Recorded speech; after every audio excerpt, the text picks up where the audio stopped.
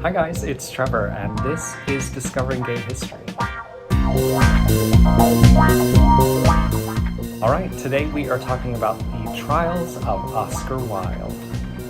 Here we go. Oscar Wilde was born in 1854 and died in 1900. Mr. Wilde is most famous for his novel, The Picture of Dorian Gray, and of course his play, The Importance of Being Earnest. Now, I'm going to try and not go all history nerd on you, but here we go. So by the 1890s, Oscar Wilde was on the top of his game. He was one of the most sought-after playwrights and authors in all of London, and he was a big proponent of what was called the aesthetic movement. It was an artistic and theatrical movement that suggested a focus on beauty rather than trying to convey a moral or political message. Oscar Wilde was openly homosexual to close friends and colleagues, but publicly he tried to stay as far in the closet as he could. He was married, he had 2 sons, but he did eventually start having sexual affairs with other men.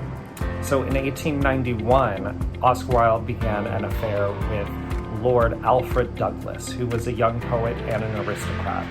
Now, when Alfred Douglas's father found out about the affair, he was very, very upset. He left a calling card at a private club that Oscar Wilde was a part of, reading, "For Oscar Wilde, posing sodomite."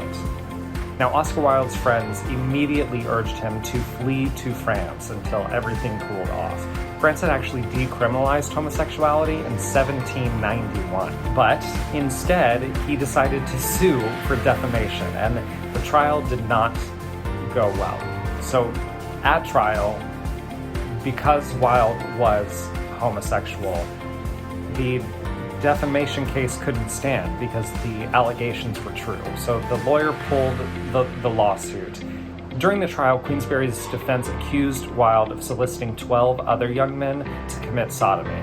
And the defense also questioned Wilde about the premise of his controversial 1890 novel, The Picture of Dorian Gray, suggesting that Oscar Wilde had used the novel's homoerotic themes to seduce Lord Alfred. A brief recap of the novel. In the novel, an older artist is attracted to a younger man and his beauty, and he paints his portrait.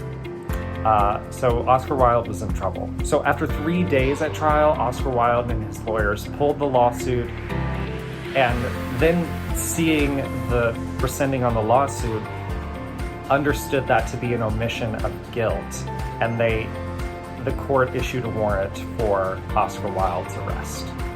Now, in Britain, the Criminal Law Amendment Act of 1885 had criminalized all sex acts between 2 men. Unusually and sort of confusingly, sex acts between 2 women were never made illegal in England. Despite his friends insisting that he go to France, he stayed in London to stand trial, and he pled not guilty on 25 counts of gross indecency.